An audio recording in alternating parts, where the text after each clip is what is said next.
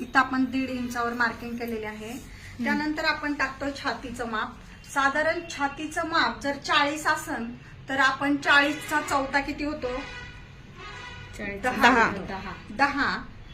हे 10 प्लस आपण 2 inch marking याच्यासाठी ठेवतो, शिलाईसाठी ठेवतो. आता ही झाली 2 इंच मार्किंग शिलाईसाठी. त्यानंतर आपण खाली कमरेचं माप घेतोय. कमरेचं माप साधारण तिचं आहे 34. आता इथं पण तसंच करायचंय. 34 म्हणल्यावर बघा किती 8.5 येतंय. तर 8.5 अधिक 2 घेतलं तर किती झालं? 8.5 अधिक 2 म्हणल्यावर 10.5 झालं. त्यानंतर आपण खाली गेल्यावर पुन्हा सीट घेरचं माप घेतोय बघा. सीट घेर नेहमी याच्यापेक्षा 6 इंचांनी जास्त असतं. आता ही जी लाईन आहे ही लाईन ह्या लाईनला जोडायची.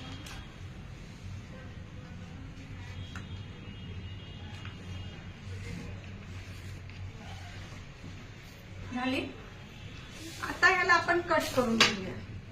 बघा जो पाठीमागचा गळा आहे याला आपण 4ही बाजू धरून कट करतोय.